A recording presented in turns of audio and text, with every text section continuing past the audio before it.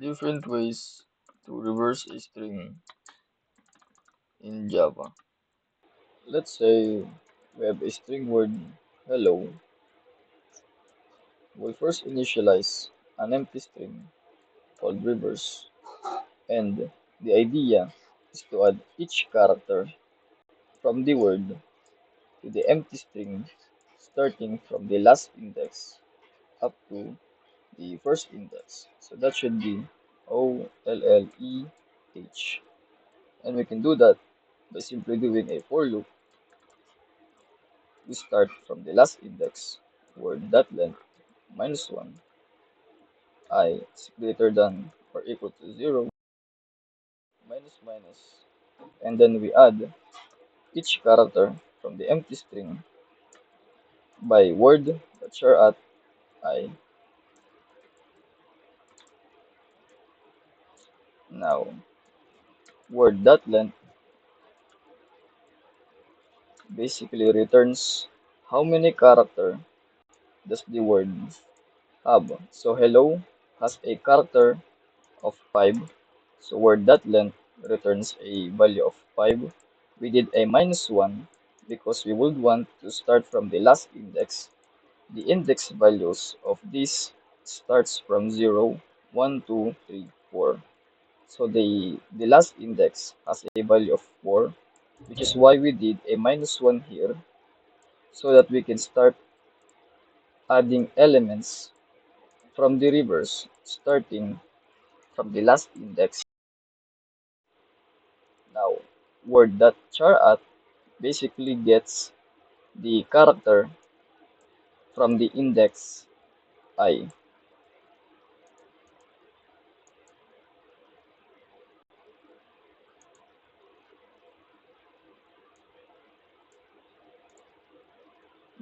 You can visualize this as reverse equals starting from an empty string plus the last index 0 O. So that would be reverse equals O plus on the second last index L. So reverse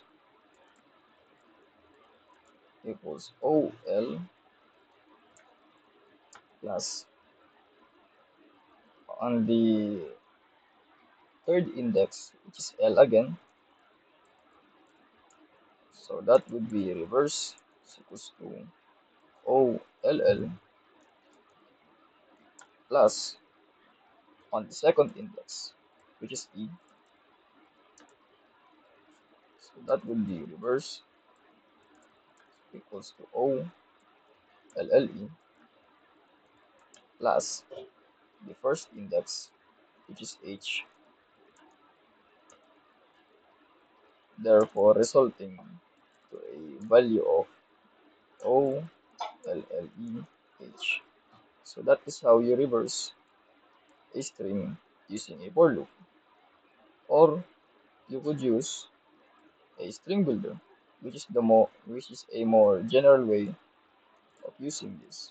So string builder reverse is equals to new string builder, and now we can use a method reverse that append word chart,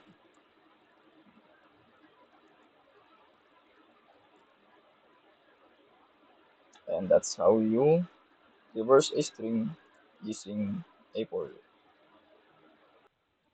For the second way of reversing a string, we could use Java's built-in function in reversing a string. So how will we do that?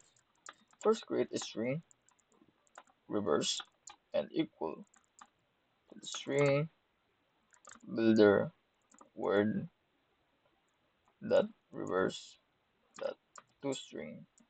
Then just like that, we reverse a string. Now on this part basically means we just create a string builder object with the word inside it. Think of it like a box where you can easily change the word, unlike normal strings.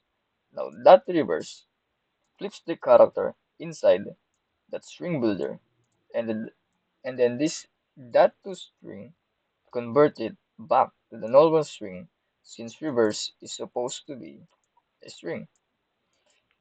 And there you go. Let's check. And it works. Now, on the third part of reversing a string, we could use a stop. So let's first import the stop. Okay, we initialize the stop character. Keep in mind character. Stop was the new stop. Now, our idea as to why we create a stop is we will get each character from this word and then add it into a stop.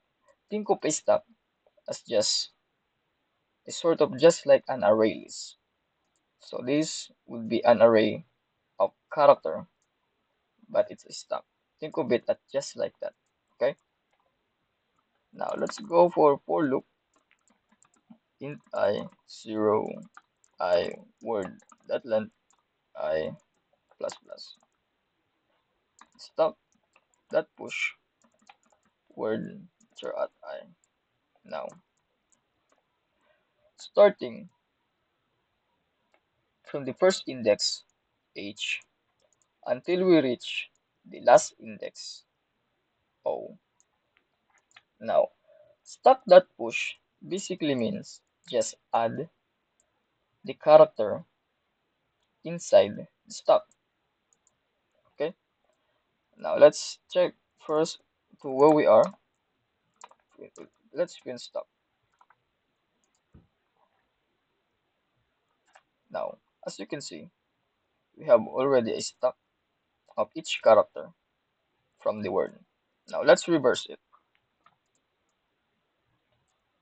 We then again initialize an empty string called reverse.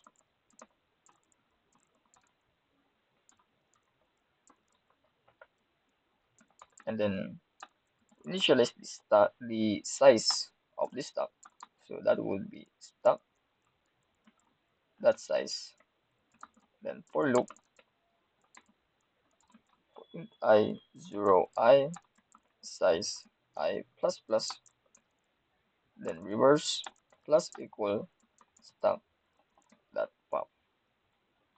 Then string return that print line reverse.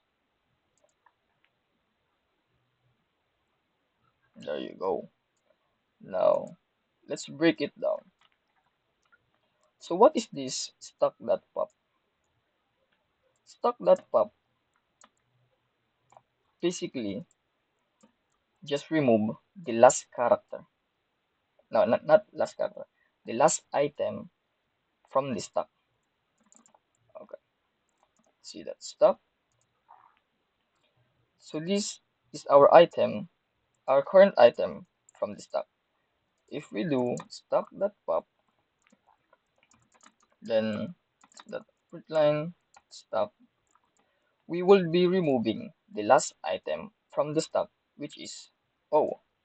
So let's see.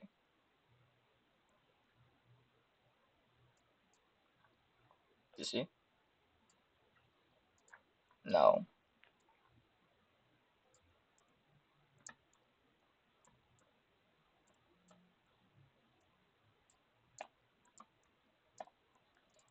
why did we initialize the int size here when we could just do something like stop that size? Well, the reason behind it, because stop that size is not constant. Every time we call stack.pop, we change the value of stack.size. So it is logical that we first initialize the size here so that the value of size is constant. Because if we did stack.size inside here, every time with that pop, the value of stack.size would change. Okay, or if you want to make it simple, we could just do word dot length. It's just the same. See,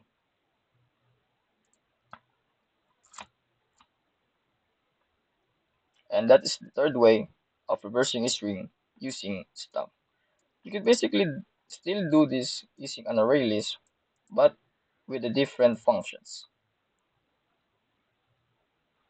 Now, on the fourth way of reversing a string in Java, like I said before, we could use an array list.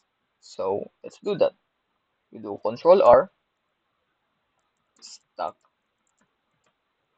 then we change that into an array list. Replace all, escape, and then Alt Shift,